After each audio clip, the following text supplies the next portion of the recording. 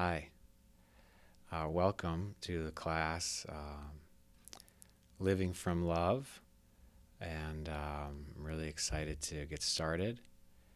And I just wanted to make a couple of videos, maybe more than a couple, but I wanted to make these videos to talk about the class before we start so that we'll have more time together to just dive right into the practices and less time of me kind of explaining things to you during the class.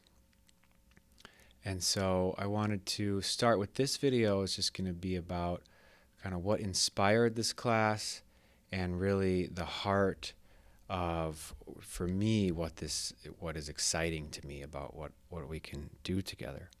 I got a hair right here in my face.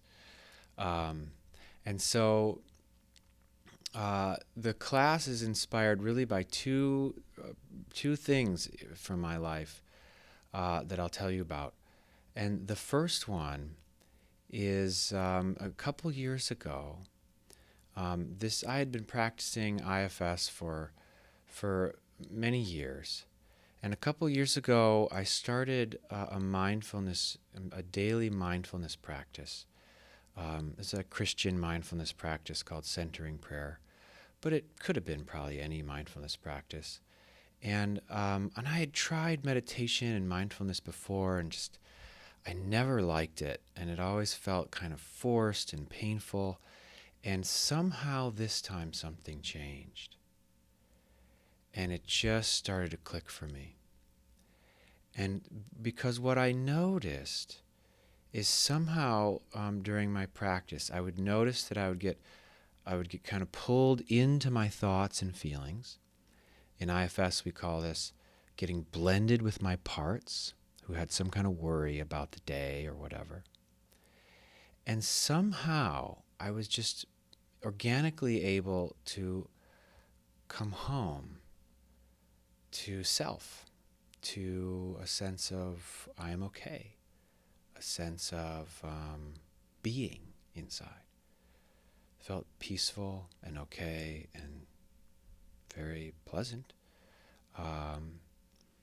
And I was able to do that during my practice, and not every single time, and sometimes it would only last for a second before I'd get pulled back into a part.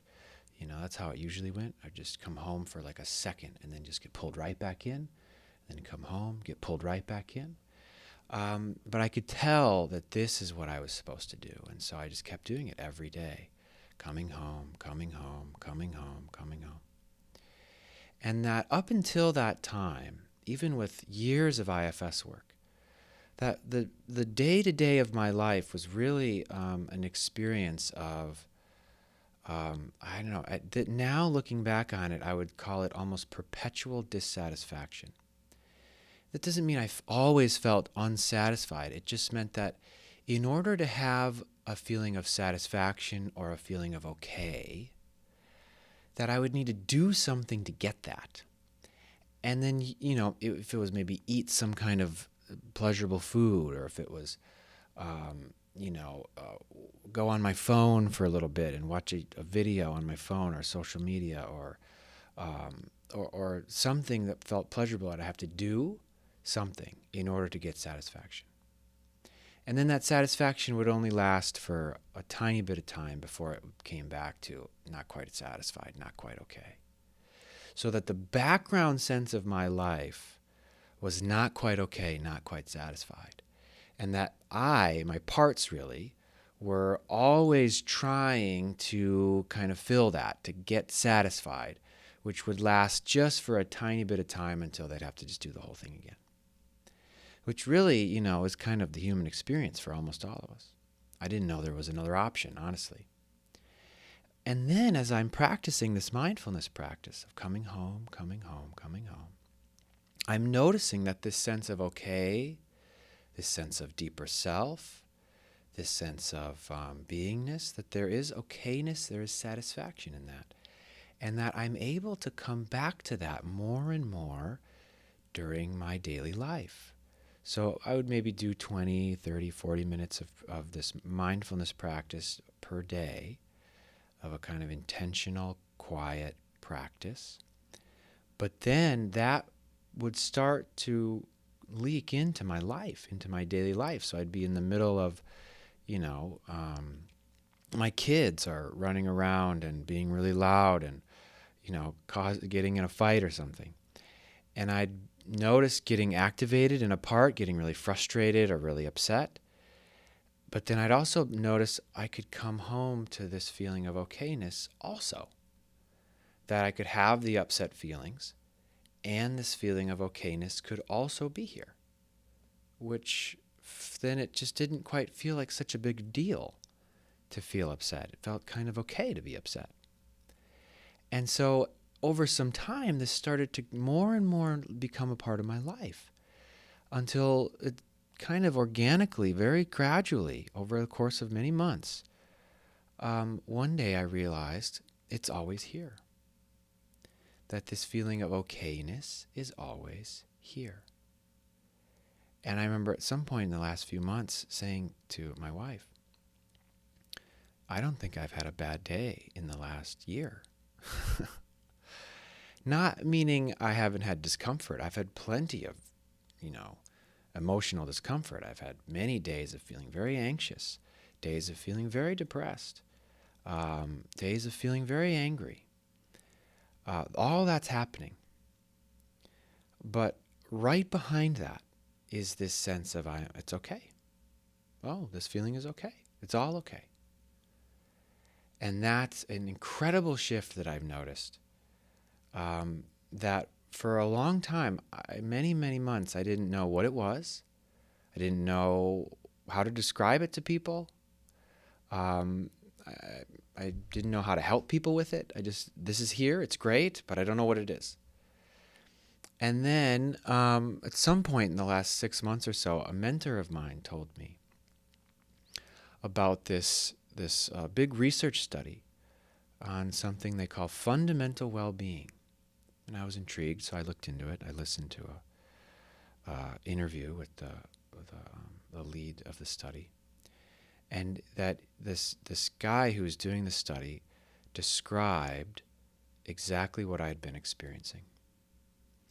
That there are some people who, often through some kind of a spiritual practice, but sometimes other ways, there are some people who experience this sense, what they call fundamental well-being, and what I'm starting to call abiding love.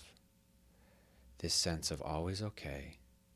It's okayness, being, presence, self is always here.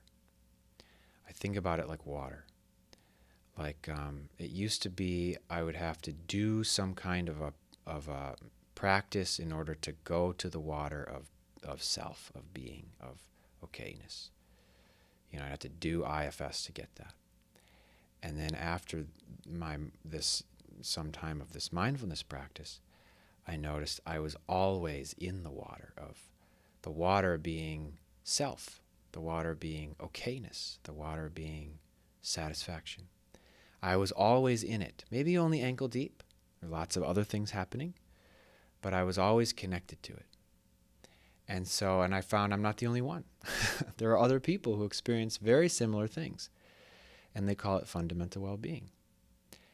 And so I came to learn this, and I found that this is something that in this study they learned they could help people to experience this.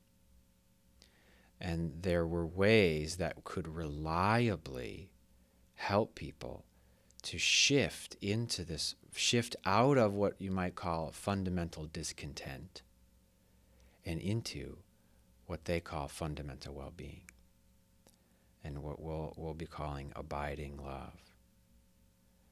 And so that it's possible.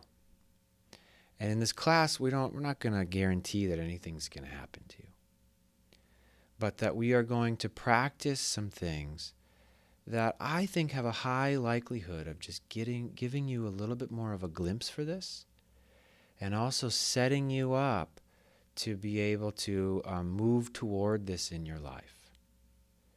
So I'm not going to say, yeah, you're definitely going to experience what I experienced. It's going to be the same for you, right? If you just do this, it's going to happen for you. We're not going to say that, no.